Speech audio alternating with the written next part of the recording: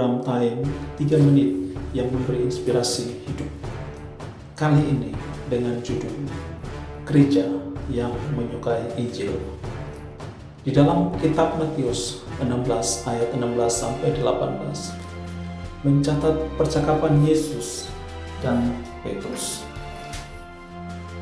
Maka jawab Simon Petrus, "Engkau adalah Mesias, Anak Allah yang hidup." Kata Yesus kepadanya, "Berbahagialah engkau, Simon bin Yunus, sebab bukan manusia yang menyatakan itu kepadamu, melainkan Bapa-Ku yang di sorga. Dan aku pun berkata kepadamu, engkau adalah Petrus, dan di atas batu karang ini aku akan mendirikan jemaatku, dan alam maut tidak akan menguasainya." Gereja dibangun di atas pengakuan bahwa Yesus adalah Mesias, Anak Allah yang hidup. Gereja yang didasari dan dibangun di atas dasar ini, alam maut tidak dapat mengalahkannya. Gereja seperti ini tidak dapat berdiam diri, tetapi bergerak dan terus bergerak.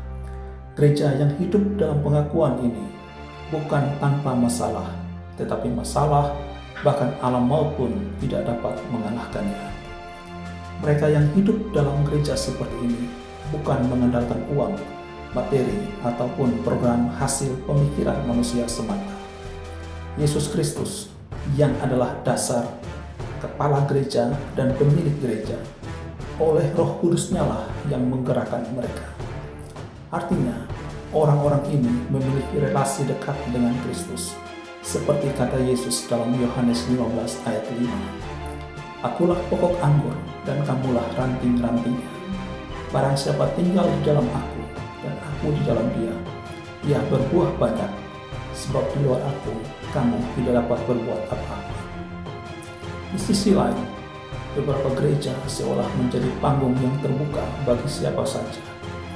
Terbuka bagi mereka yang ingin mencari panggung bagi kepentingan pribadi dan keserakahannya. Misalnya, menggunakan gereja menjadi alat untuk kepentingan politik pribadi, ketenaran, kekayaan, kekuasaan, dan sebagainya. Bagi gereja-gereja yang seperti ini, lebih menyukai kemakmuran dan berkat daripada menyembah Allah. Tidak suka templak dosa, tetapi menjadi lemah menegur dosa. Lebih sibuk mengurusi ekspresi ibadah daripada esensi ibadah.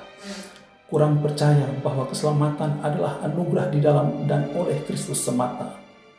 Tetapi untuk selamat membutuhkan anugerah Allah dan harus ditambah usaha manusia. Yang mana yang saudara yakini dan hidupi?